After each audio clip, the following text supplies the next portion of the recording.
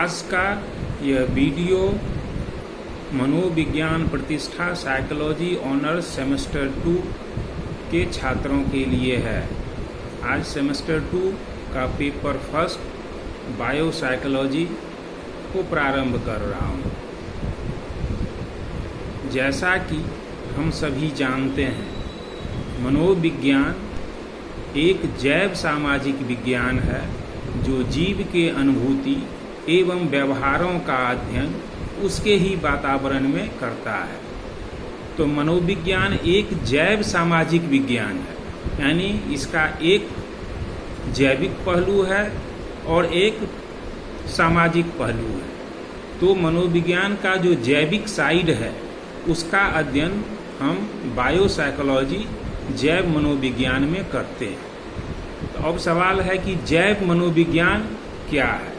तो जैव मनोविज्ञान मनोविज्ञान की वह शाखा है जिसमें जीव के अनुभूति एवं व्यवहारों का फिजियोलॉजिकल बेसिस पर अध्ययन किया जाता है, यानी अनुभूति एवं व्यवहार का शारीरिक आधार क्या है उसका अध्ययन किया जाता है। यानी शारीरिक अवस्था एवं शारीरिक प्रक्रियाओं द्वारा अनुभूति एवं व्यवहार कैसे उत्पन्न किया जाता है, कैसे नियंत्रित किया जाता है। साथ साथ अनुभूति एवं व्यवहार शारीरिक तंत्रों को कैसे प्रभावित किया करता है, इसका अध्ययन बायोसाइकोलॉजी में हम लोग करते हैं। तो यहाँ मूल रूप से जीव के अनुभूति एवं व्यवहार का स्वायत्त तंत्रिका तंत्र ऑटोनोमिक नर्वस सिस्टम से क्या संबंध है तथा सेंसरी स्टिमुलस संवेदी उत्तेजना का व्यवहार के साथ क्या संबंध है, इसका अध्ययन बायोसाइकोलॉजी जैव मनोविज्ञान में करते हैं। तो स्पष्ट है कि जैव मनोविज्ञान को समझने के लिए शारीरिक संरचना एवं शारीरिक प्रक्रिया बॉडली स्ट्रक्चर एंड प्रोसेस को समझना आवश्यक है। तो चलते हैं, अब इसको समझने की कोशिश करते हैं। जो शरीर की संरचना और प्रक्रियाएं क्या हैं, कैसे होता है। तो जीव का निर्माण जो होता है वह सेल से होता है और जीव का सबसे छोटी इकाई को सेल कहते हैं। जो स्ट्रक्चरल यूनिट है वह सेल है। चैपलिन 1975 के शब्दों में अगर जाने तो उनका कहना है कि cell is the structural unit from which living organism are built. इसी तरह से रेवर एंड रेवर 2001 में बोले हैं, cell is the structural unit of plant and animal. जीव की उत्पत्ति चाहे वो अंडा में हो या माँ के गर्भ में हो, एक इकाई सेल के रूप में होती है और जैसे जैसे समय बीतता जाता है उसकी संख्या बढ़ती चली जाती है। ऐसे कुछ जीव ऐसे भी हैं जो यूनिसेलुलर कहलाते हैं, जैसे अमीबा है, उसमें एक ही सेल होता है और उसको जिंदा रखने के लिए, अमीबा के अस्तित्व को बचाए रखने के लिए जितने तरह की क्रियाएं हैं वह सेल अकेले ही कर लेता है।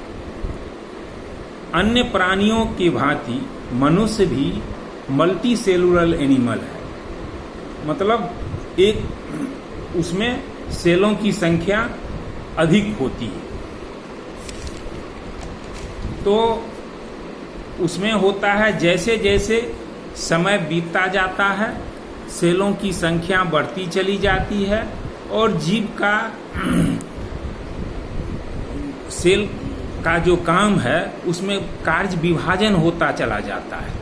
कुछ सेल कुछ काम के लिए स्पेशलाइज हो जाते हैं, कुछ सेल दूसरे काम के लिए स्पेशलाइज हो जाते हैं, कुछ सेल तीसरे तरह के काम के लिए स्पेशलाइज हो जाते हैं, और सब मिल करके काम करते हैं और जीव का अस्तित्व बना रहता है। तो कार्य विभाजन के आधार पर सेल 3 तरह का होता है, हिंदी में कोष बोला जाता है। तो ये 3 तरह का जो होता है उसे ग्राहक कोष यानी रिसेप्टर सेल, प्रभावक कोष इफेक्टर सेल और कंडक्टर सेल संवाहक कोष को कहा जाता है।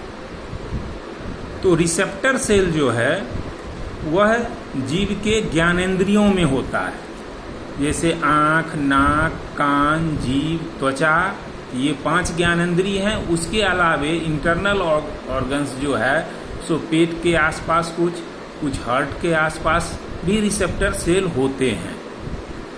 उसी तरह से इफेक्टर सेल जो है वह काम करने वाले अंगों में मुख्य रूप से मसल्स में पाया जाता है। और कंडक्टर सेल जो है वो पूरे शरीर में होता है। तो रिसेप्टर सेल का काम होता है उत्तेजना स्टिमुलस से संबंधित जानकारी मस्तिष्क को पहुंचाना, और इफेक्टर सेल जो है उसका काम है कि स्टिमुलस से संबंधित जब जानकारी पहुंच जाती है मस्तिष्क को, तो मस्तिष्क एक्शन की बात करता है कि उस स्टिमुलस के प्रति हमको करना क्या है, क्या प्रतिक्रिया देना है। तो वहाँ से जो मस्तिष्क का आदेश होता है उसको लेकर के काम करने वाले अंगों में पहुँचाने का काम, मतलब ज्ञानेंद्रिय से सूचना स्टिमुलस से संबंधित लेकर के मस्तिष्क में पहुँचाना और मस्तिष्क के आदेश को काम करने वाले अंगों तक पहुँचाना, ये कंडक्टर सेल का काम है। कंडक्टर सेल को न्यूरॉन भी बोला जाता है या नर्व इम्पल्स भी बोला जाता है। क्लियर? तो जहाँ तक स्ट्रक्चर की बात है तो एक सामान्य सेल यानी रिसेप्टर सेल और इफेक्टर सेल का जो संरचना स्ट्रक्चर होता है वह लगभग एक ही जैसा होता है। और जो ये कंडक्टर सेल है जो सूचनाओं को ढोने का काम करता है, एक जगह से दूसरे जगह पहुंचाने का काम करता है, इसकी जो संरचना होती है वह इससे थोड़ा सा भिन्न होता है। यानी एक रिसेप्टर सेल इफेक्टर सेल में जितने चीज़ें होती है वह तो इसमें होता ही है, इसके अलावे भी कुछ अलग से इसमें चीज़ें जुटी हुई रहती है जिससे ये कंडक्शन के काम को आराम से करता रहता है। तो एक नज़र पहले सेल के स्ट्रक्चर को आप देख लें, जो सेल का स्ट्रक्चर क्या है, ये कैसा होता है। तो ये जो आप देख रहे हैं ये सेल है। ये सेल है। सेल का 3 भाग होता है। सबसे बाहर वाले भाग को मेम्ब्रेन कहा जाता है। उसके अंदर साइटोप्लाज्म होता है और साइटोप्लाज्म के अंदर न्यूक्लियस होता है। क्लियर? अब ये जो मेम्ब्रेन है, ये मेम्ब्रेन झिल्ली नुमा होता है और इसके अंदर जो ये साइटोप्लाज्म है ये सेमी फ्लूइड सब्सटेंस होता है, अर्ध तरल पदार्थ होता है। इसे इंट्रासेलुलर फ्लूइड भी बोला जाता है। ऐसे एक फ्लूइड जो है वो ये मेम्ब्रेन के बाहर भी जैसा कि दिखलाया गया है थोड़ा सा, वो होता है जिससे एक्स्ट्रा सेलुलर फ्लूइड बोला जाता है, वो मेम्ब्रेन के बाहर होता है। और मेम्ब्रेन के अंदर जो साइटोप्लाज्म जिसको बोलते हैं सेमी फ्लूइड सब्सटेंस, ये होता है और बीच में न्यूक्लियस होता है। अब ये जो मेम्ब्रेन है, ये मेम्ब्रेन के बाहर पॉजिटिव सोडियम आयन रहता है और ये मेम्ब्रेन के अंदर निगेटिव पोटेशियम आयन रहता है। तो ये मेम्ब्रेन जो है वह बाहर से पॉजिटिव सोडियम आयन से घिरा रहता है और अंदर अंदर मेम्ब्रेन के चारों तरफ निगेटिव पोटेशियम आयन रहता है और न्यूक्लियस जो है वो बीच में रहता है, जो साइटोप्लाज्म से घिरा हुआ रहता है। अब सेल जो है इसका आकार प्रकार साइटोप्लाज्म पर ही निर्भर करता है। हर एक सेल में साइटोप्लाज्म का जो अमाउंट होता है अलग अलग होता है। जिसमें साइटोप्लाज्म अधिक रहता है उसका आकार अलग बड़ा होता है, जिसमें साइटोप्लाज्म कम रहता है उसका आकार छोटा होता है। और ये फिगर जो मैं बनाया हूँ सेल का, ये गोलाकार है, लेकिन ये जरूरी नहीं है, ये सब आकार में रहता है। तो अब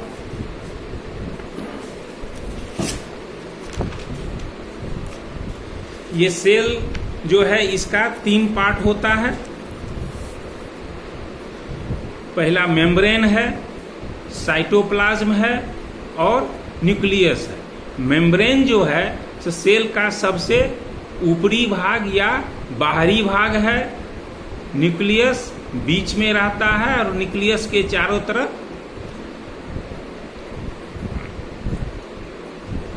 साइटोप्लाज्म रहता है।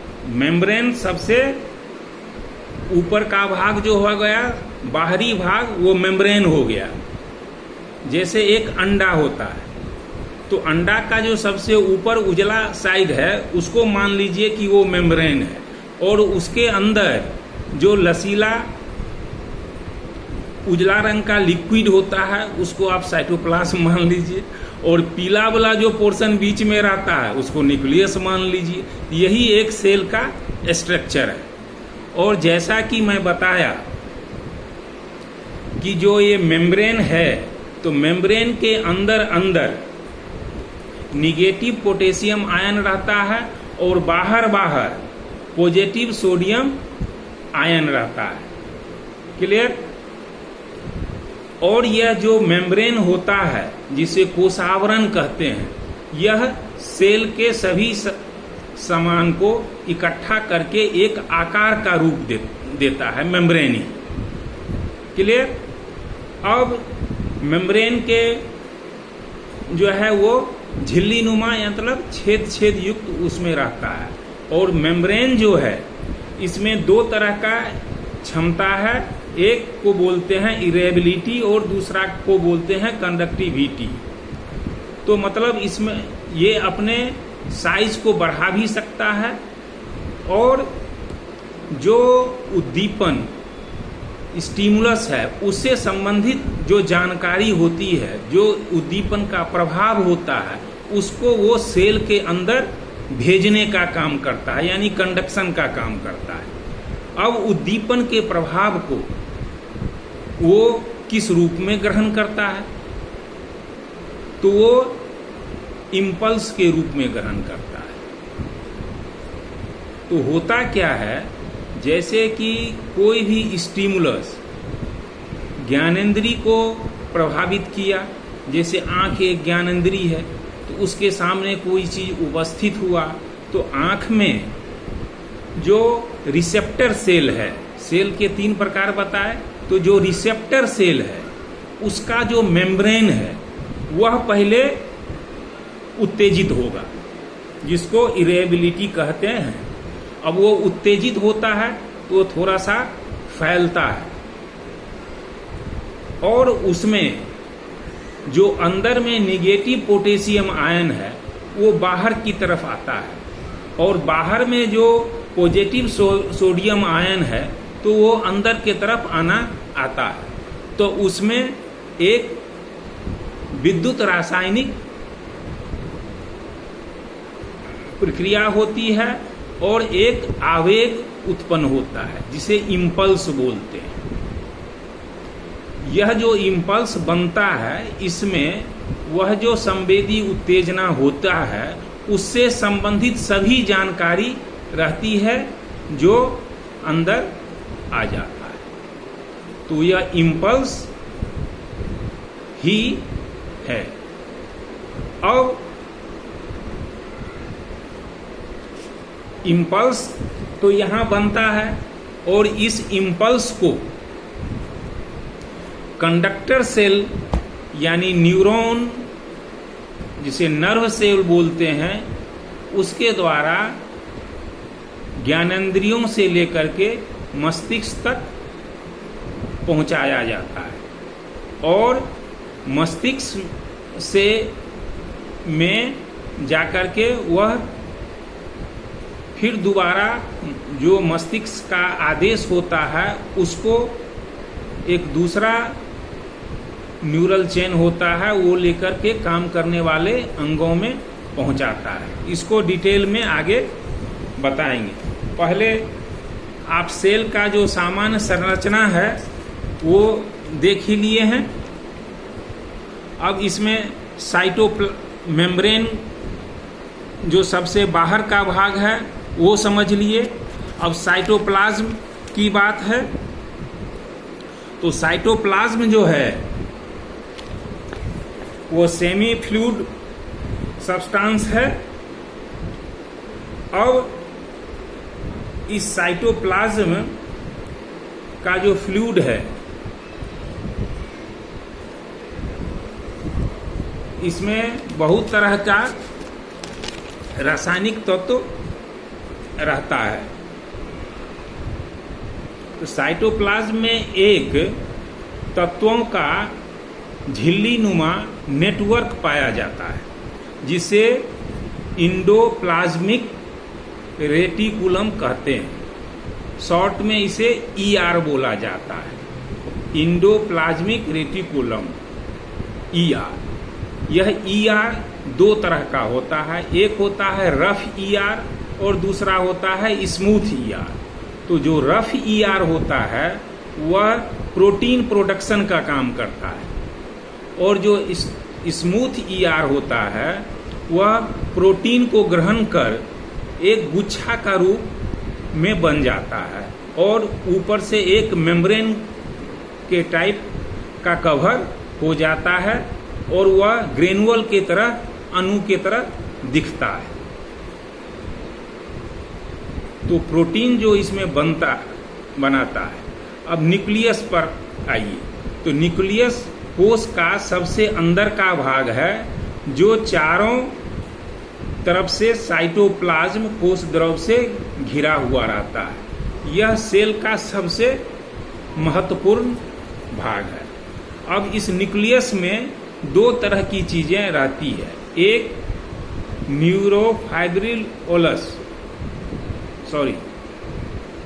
न्यूक्लियोलस और क्रोमोसोम्स। तो न्यूक्लियोलस से एक तरह का तत्व उत्पन्न होता है जिसे RDNA कहा जाता है, जो RNA का ही एक प्रकार है। और दूसरा चीज जो क्रोमोसोम्स होता है वह DNA का बना होता है।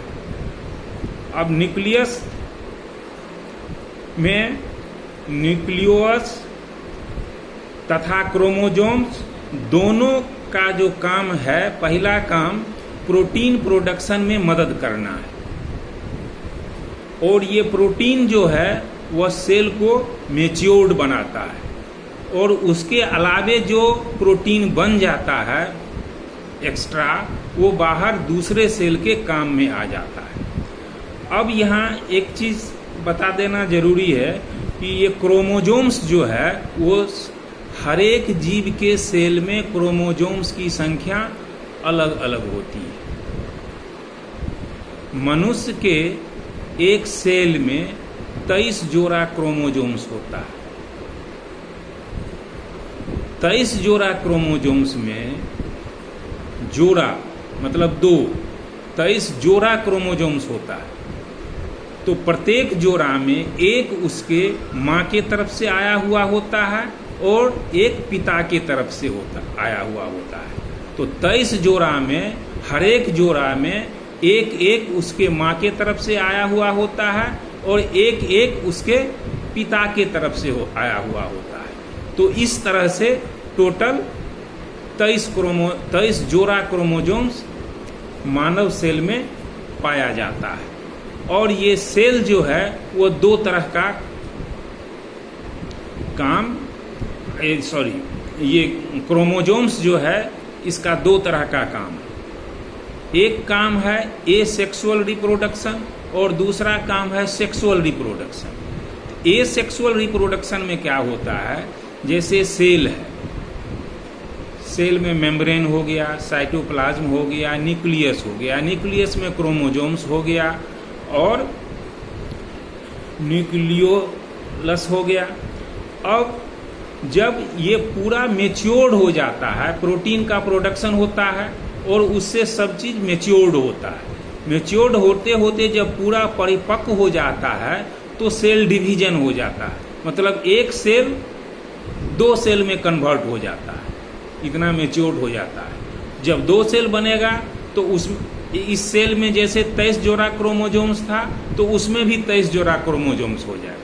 फिर 2 सेल से 4 सेल हो गया, 4 सेल से 6 सेल, 8 सेल, जैसे जैसे सेल मेच्योर्ड होते जाता है सेल डिवीजन होते जाता है और जीव में सेल की संख्या बढ़ती चली जाती है। क्लियर? तो ये हो गया एसेक्सुअल रिप्रोडक्शन और एक होता है सेक्सुअल रिप्रोडक्शन। जैसा कि मैं बताया कि 23 जोड़ा क्रोमोजोम्स होता है, तो 23 जोड़ा में 22 जोड़ा जो क्रोमोजोम्स होता है वो एक ही तरह का होता है। सब हर एक 23 जोड़ा के प्रत्येक में एक माँ के तरफ से एक पिता के तरफ से आया हुआ होता है। उसके बावजूद भी 23 जोड़ा एक ही तरह का क्रोमोजोम होता है, लेकिन एक जोड़ा जो होता है वह शेष 22 जोड़ा से भिन्न होता है। इसमें क्या होता है कि जो पुरुष में जो ये एक जोड़ा अलग होता है शेष 22 जोड़ा से, उसको मान लीजिए कि वो 23वां जोड़ा है, तो उसमें जो 2 क्रोमोजोम होता है